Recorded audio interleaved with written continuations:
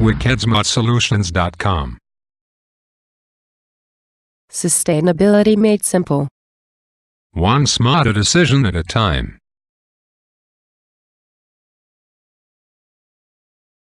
This project was inspired by two very amazing and influential people, Harry Elton Myers III and Dr. Masaru Emoto. Thank you both. We appreciate you. The story behind Wickedsmaht. We are focused on providing sustainable living solutions.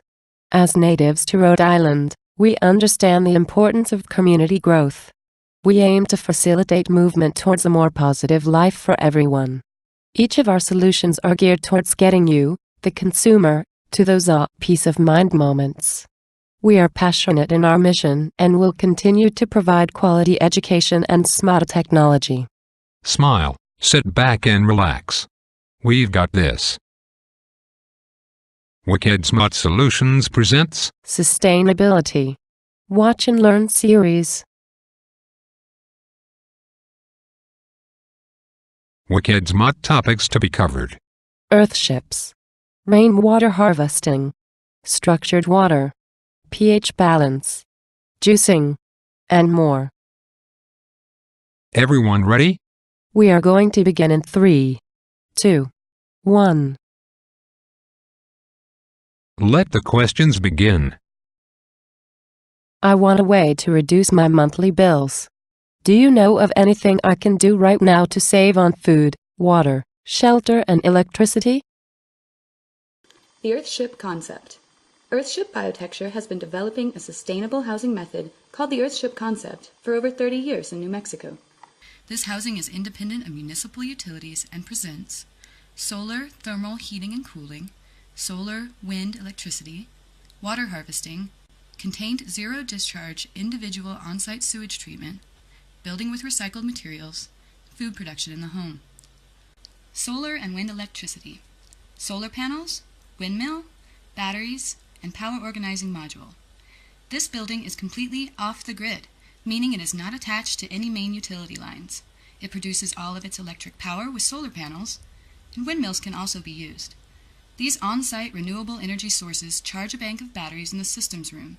The power organizing module, a specific design produced exclusively by Earthship Biotecture, distributes energy from the batteries throughout the house. Super efficient lighting, pumps, and refrigeration, in addition to natural ventilation, heating, and cooling, greatly reduce the energy requirements for the home. These designed-down energy requirements meet the solar wind energy harvesting halfway. A very reliable and free energy bank for the home that will never be dependent on fossil-fueled, centralized municipal utility systems is the result. Both people and the planet benefit from this arrangement. Thermal solar heating and cooling, solar gain, thermal mass encounter, natural convection. This building heats and cools itself naturally without burning fossil fuels or having any utility bills. The living spaces are surrounded on 3 sides with thermal mass in the form of used automobile tires rammed with earth. More earth is buried behind these walls than insulated with a thermal wrap. In the winter, glass along the whole south side of the building admits sun, which heats the mass of the very thick walls. When the temperature in the room drops below the temperature in the walls, heat is released from the walls into the space. In the summer, the sun is high in the sky and enters only into the planters. The naturally cool temperature of the deep earth cools the building. Natural, convection-driven ventilation from underground cooling tubes and operable windows and skylights provide additional cooling. No money or fossil fuel is used for comfort in these homes. Building with natural and recycled materials. Used automobile tires, plastic and glass bottles, aluminum and steel cans, natural mud and straw plaster, reclaimed wood, scrap metal. The walls of an Earthship are built with used automobile tires rammed with earth. These massive walls are load-bearing and are wide enough to also serve as their own foundation. No concrete foundations are required. The tire, a steel-belted rubber casing, is simply a form for the rammed earth which creates the thermal mass. These building blocks are filled and compacted in place and staggered like bricks. Each Earthship uses between 500 and 5,000 tires. Small interior walls of the Earthship may be made from aluminum or steel cans or glass or plastic bottles. Earth and plaster is used for the interior of most of the building. A mixture of sifted dirt from the site, Sand, chopped straw, and water are used. The chopped straw is added to help bind the plaster and prevent cracking.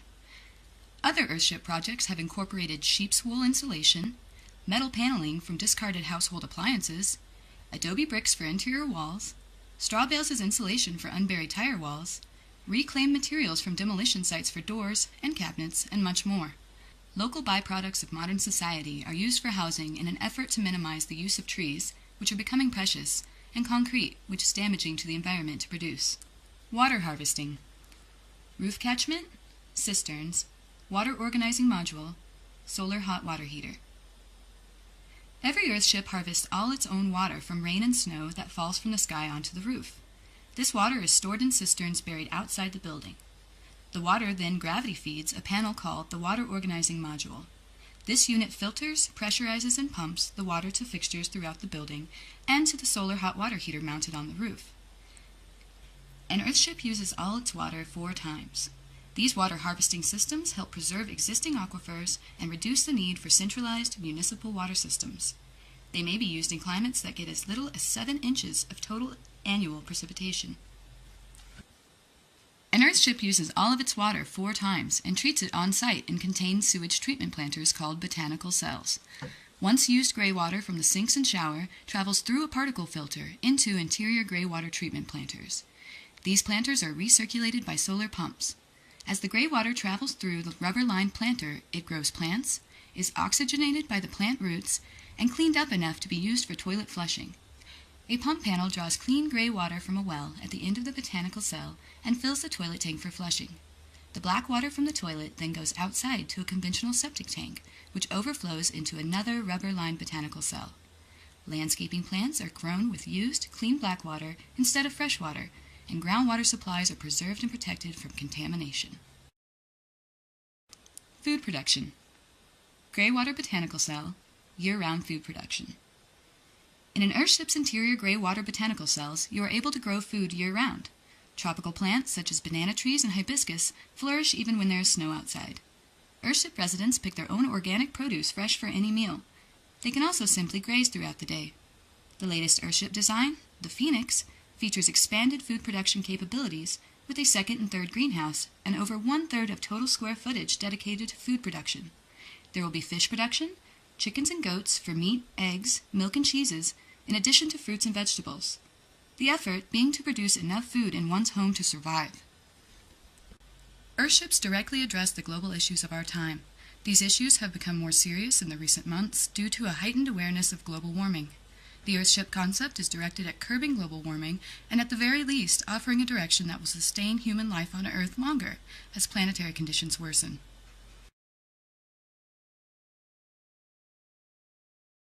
I'm having a hard time visualizing one of these being built. Is there really a way for me to build my own Earthship?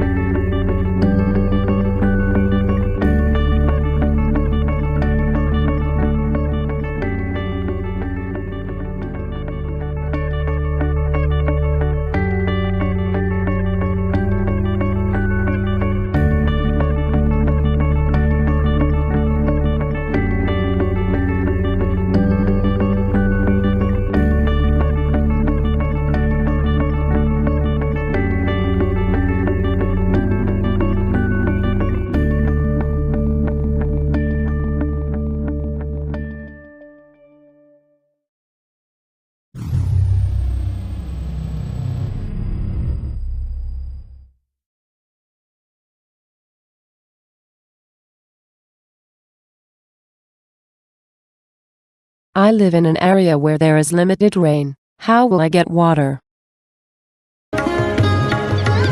Dating back 1,000 years, water buildings like these show the advancement of ancient Indian science and technology. And what's more, the water harvesting techniques that sustained them for centuries are now inspiring modern applications.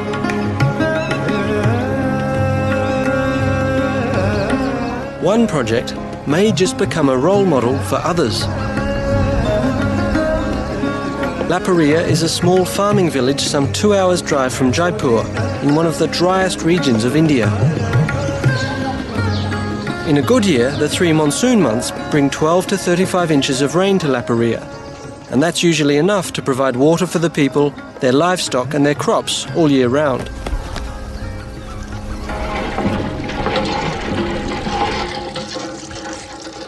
However, the monsoon is, well, the monsoon.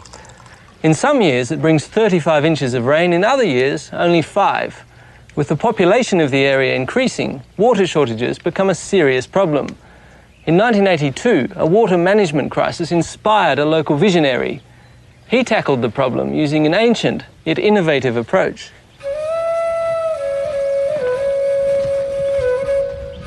हम सब लोग इकट्ठे होकर के और सब लोगों ने मिलकर काम किया. Laxman Singh, a member of a prominent local family, has dedicated his life to reviving traditional rainwater harvesting methods in a parched and barren land. तालाब बने हैं, सारे लोग निठल्ले ना बने, कम से कम. Mr. Singh explained that before he took up this cause, most modern approaches had failed because they were foreign to the villagers. So instead, he reminded them of their ancient wisdom. The water methods used in the construction of step ponds and step wells inspired the Laparia squares.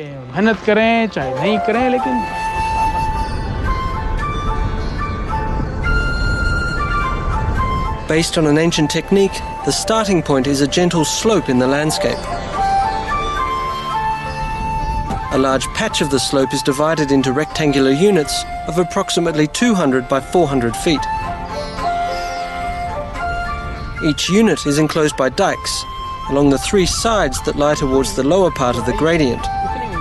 They're called chaukas, meaning squares. This zigzag pattern on the land allows rainwater to enter the square and fill it up. Excess flows into the next square and then onto the next. Runoff flows into a storage pond or tank. Collected water percolates through a soil filter into the groundwater, which is pumped up through the village wells.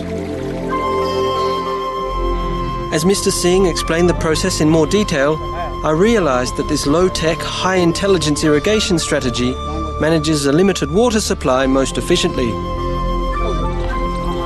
In fact, Laxman Singh's approach was producing more drinking water as well as sufficient water for their pastures and farmlands.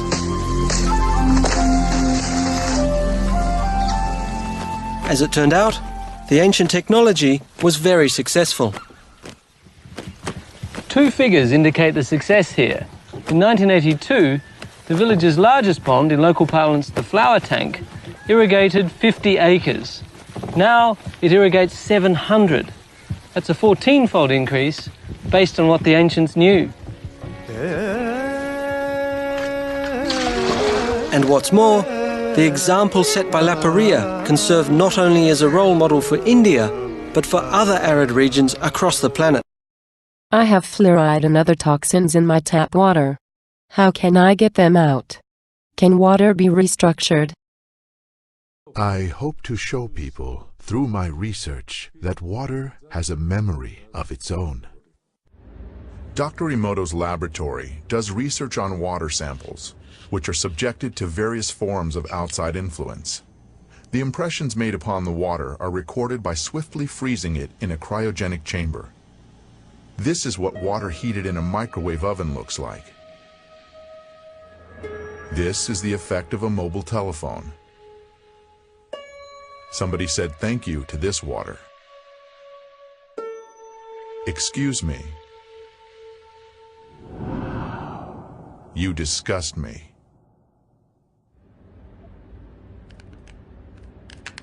With modern technology, it is possible to structurize water artificially. When seeds were grown under laboratory conditions using this kind of water, the soy sprouts had 6 times greater photon radiation than when ordinary water was used. Using structurized water makes vegetables ripen faster and increases the amount of useful microelements and vegetable proteins several-fold.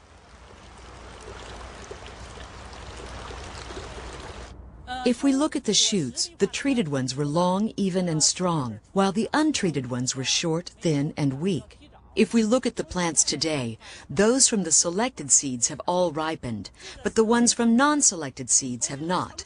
We have to say that using structurized water really does affect the growth of vegetables and fruits. For the purposes of irrigation, 20% less of this type of water is needed than when using ordinary water. No fertilizer was added to the soil or the water. The chemical composition remained the same, H2O. The only thing that had changed was its structure.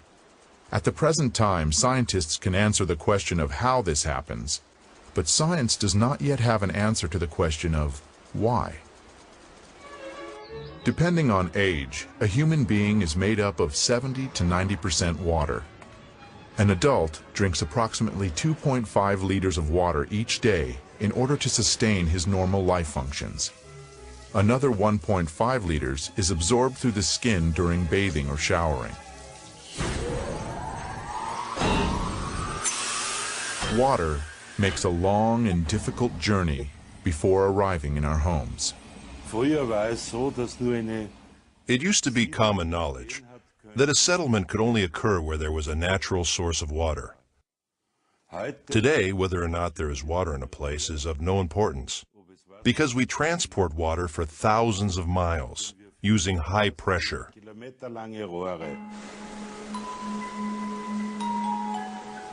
In nature, rivers and streams always flow along a smoothly curving course. But any water supply system has multiple right-angle turns.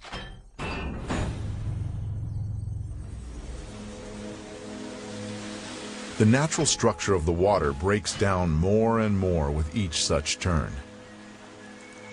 Water from a water supply system which flows into our homes through pipes has various forms, crystals of various forms, but they are all deformed. That is, it may look like this. It can look like this or have these crystals in many other arrangements, but you won't see any symmetry or beauty. I am concerned about my eating habits. What is the benefit of fresh juice? Phil's eating habits were typical of the average American diet. As a percentage of calories, roughly 60% of what we eat is processed and refined foods, 30% animal products, 5% whole grains and white potatoes, and just 5% are fruits and vegetables, the foods which provide most of our micronutrients. Without those micronutrients, our cells are weakened and susceptible to a whole gang of diseases.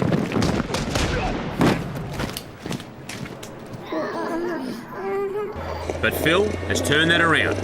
He's taken his fruit and veg intake from 5% up to the maximum 100%. Fruits and vegetables are the delivery system that brings the sun's energy to our cells, giving them the micronutrients they need. The micronutrients not only nourish the cells, they also clean and remove the waste and help them resist all those diseases. And that's why what you eat is so important.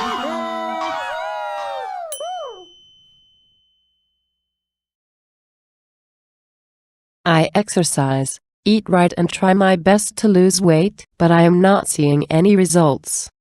What's up?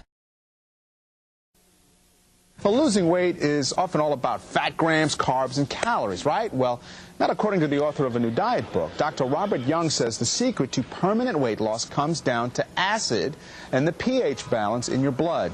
He describes his revolutionary plan in his new book, The pH Miracle for Weight Loss. In today's Health Eating segment, Tamron is learning more with Dr. Young now. Tamron? That's right, David. Thank you so much. And Dr. Young is a nutritionist and a microbiologist. Thank you so much for joining us. Hello, Tamron. It's wonderful to be here this morning. Well, you know, your diet is very interesting, I have to say, and it's all based on our pH balance. So what does pH mean for us? Well, pH is a measurement between acid and alkaline. And when you're eating alkaline foods, you're going to be healthy and fit. When you're eating acidic foods, you're going to be sick, tired, and fat. Okay, now you said, how do we test our pH? Well, really easy.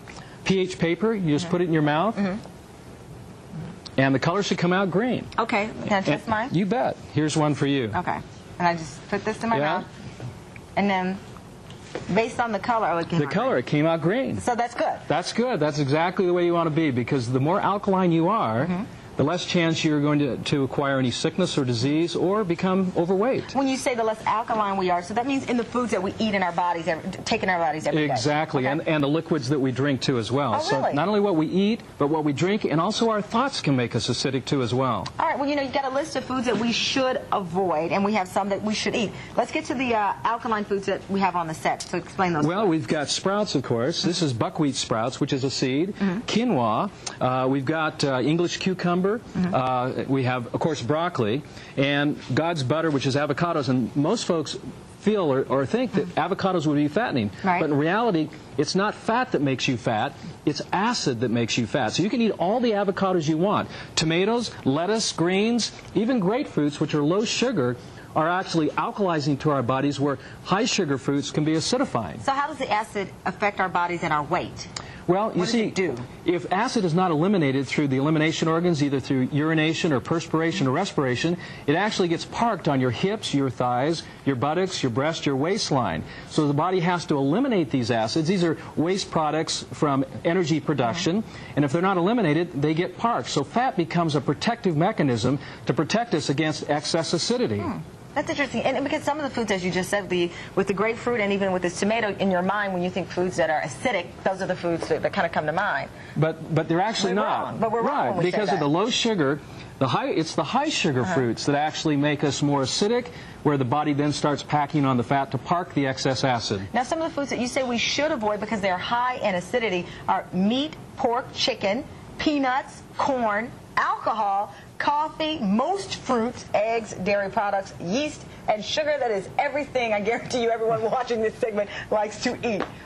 That's a big list. Well, but on the other side, the alkaline food is just as big, and it's just as rewarding, and it's just as satisfying. That's why the pH Miracle for Weight Loss has over 100 recipes, delicious recipes that are easy, and you can get immediate results. If you need to gain weight, you can gain weight on this program. If you need to lose weight, you can lose weight as well. Now, this sounds like a vegan or a vegetarian diet with some of the things that have been eliminated, particularly when you talk about meat, pork, and chicken, and dairy products, and you leave us with a lot of veggies. But it's not. You can have fish. For example, some of the best fish are like sea bass, tuna, trout, and even salmon. But you want to have the portions where 60 to 80% of your food is more of these types of foods. Which are more vegetables and more protein from like the nuts there. So salad becomes the main course, or veggies like broccoli, and then you have a side of meat. Oh, so it's the complete opposite of the Atkins, really. Exactly. Okay. And you also say that we can add things to our water and what we do daily, and these are pH drops that we should add to our water. These are the pH drops, and you can actually see if we drop it right on here, you can actually see it changes the color to a dark blue, which is highly alkaline. All you do is put some of the pH drops in the water to begin alkalizing that water. Now, you brought some pictures in of some of the people who've been on your diet, and we have a picture of a person who lost, how many pounds do you think we can lose on this diet? You can lose an average of a ½ pound minimum a day. So take how much weight you want to lose, times it by 2, and that's how many days it's going to take for you to lose that weight. Now, is this formula anything new, or is this just something that through your studies that you just feel works? Over the last 25 years, I've been studying the basis of alkalinity within our bodies and how it helps us be healthier and more energetic and help to keep the pounds off, too, as well. Thank you so much, And Doctor. the list is there. Thank you very much. All right, David, back over to you. We've been talking about it all morning long. In fact, we've been talking about this book since we got it. It's amazing. Dr. Young is here with tips on weight loss. That's right. He's going to tell us why he blames acidic food for weight gain, and he has some thoughts on chickens. We'll be back in 2 minutes. Back with Robert Young. Mark, you're watching. Summer days drifting away. All right, according to a new book, people don't get fat, they get acidic.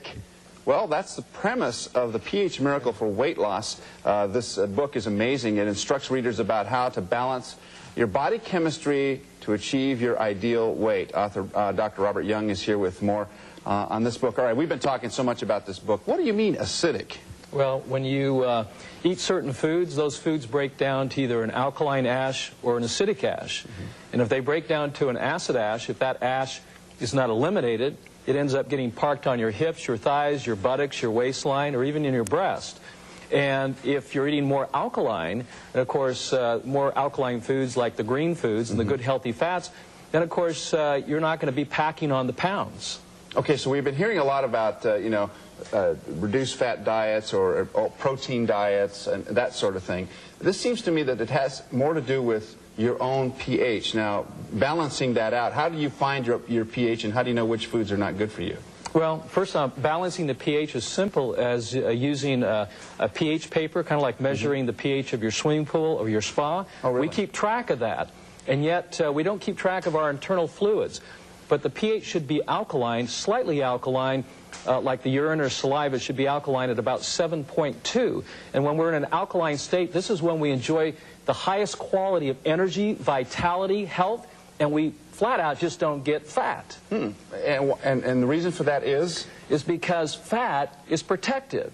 Fat is saving our lives. We need to learn to understand that fat is our friend. Really? It's protective. And when we're over-acidic and we can't eliminate these acids through either urination, defecation, perspiration, or respiration, then it gets packed on our hips, our thighs, and our buttocks. So the fat is literally saving our lives. And when we understand that and appreciate that fat is our friend, then we can then begin to alkalize our body through good, healthy foods like the green foods like spinach and parsley and cucumber, broccoli, one of the most important foods like avocado. Now you'd think, wait a minute, avocados are fattening? Yeah. Not so. Caloric, yeah. Acid is fattening. Avocados are actually alkalizing and thus make you lean and energetic. Well, in foods we choose, I've given a list in the book of those foods which are the most acidic. Oh, okay. So there's an acid level for each piece of food that we eat. Exactly, and everything that we drink too as well. That's going to contribute to an over-acidic state.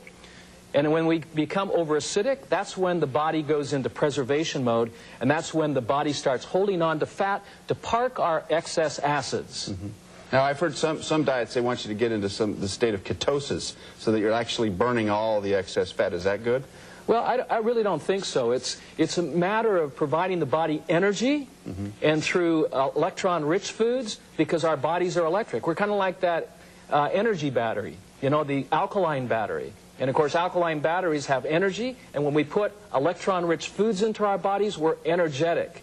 So this list of foods is in the book, and all this other stuff about the pH balancing is also in here. I find it very fascinating because there's things in here that I've not heard before, especially the body chemistry. And your point about the pool water is dead on, because you're right, we don't even know what's inside our bodies, yet we know what's in the pool. Well, if you've ever had a fish bowl, the fish is only as healthy as the water in which it swims in. And so the human cell is only as healthy as the water it swims in. We're a body of fluids, body of water, and it has to be pH balanced at 7.365. And if it's not, the body goes into preservation mode. It tries to protect itself, and one of those ways is by packing on the pounds. Dr. Robert Young, you can meet him today at Borders at noon in Pasadena on South Lake Avenue. Great book. Thanks so much for coming. It's great to have you here. Carlo. Is there any research out there for the prevention and treatment of chronic illness? We have the precedent set by Dr. Max Gerson back in the 1930s and 40s, who showed that vitamins and especially large quantities of fresh vegetable juices and organic foods would help to reverse cancer. And Gerson had about a 50% cure rate with terminally ill patients. That's extremely high. With malignant melanoma, the Gerson therapy is spectacular. That in itself is enough reason for every physician to learn about the Gerson therapy, but they don't. Medical school does not talk about these alternatives.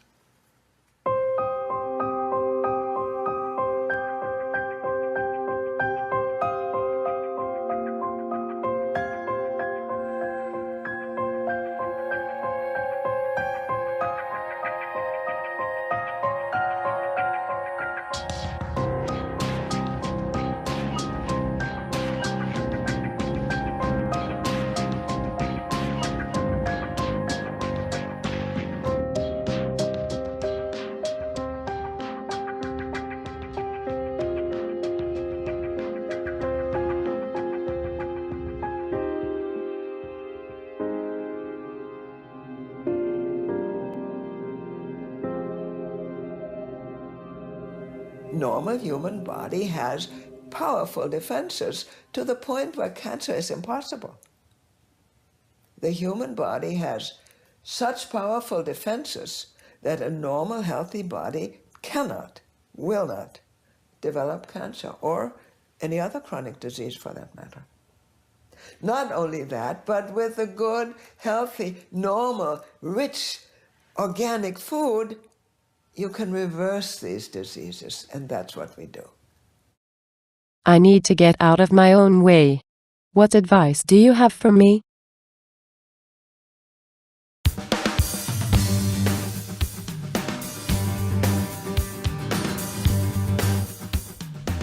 Hello out there.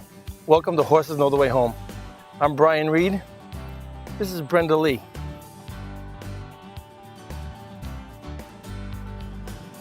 And here's Lucy, along with Eddie and Red.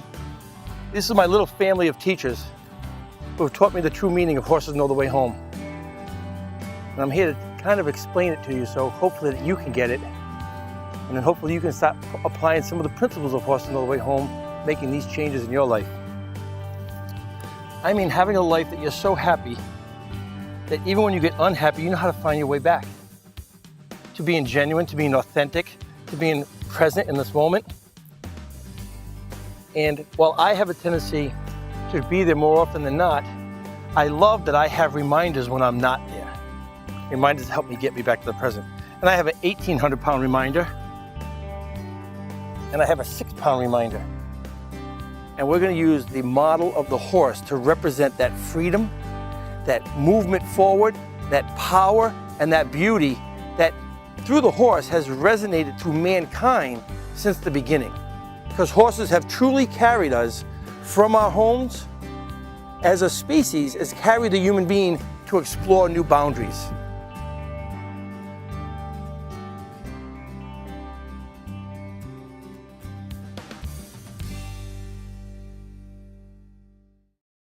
Want to learn more? Check out the following websites and ideas. See what you can learn on your own. Share your findings with others around you and promote community growth. It's your turn to go out and be wicked smart. We aim to feature and work with innovative people, products and services that are geared towards making everyone's lives easier.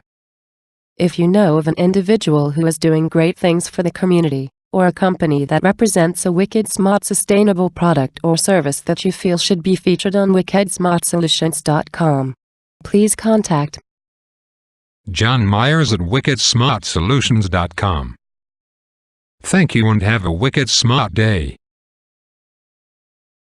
Want to make a difference? You can help. We are in need of graphic designers, motivators, entrepreneurs and anyone who is passionate about life to help make these messages accessible to everyone. Yes, we do believe that sharing is caring. Thank you. We look forward to providing you with as many Wickedsmaht solutions as you provide questions. Remember, Wickedsmahtsolutions.com was created for you. Please check out our Facebook, Twitter, and Instagram for updates on our progress. We hope you enjoyed this presentation. Feel free to share this with everyone. You are more than welcome to contact Jon personally to discuss anything you feel to be Wickedsmaht.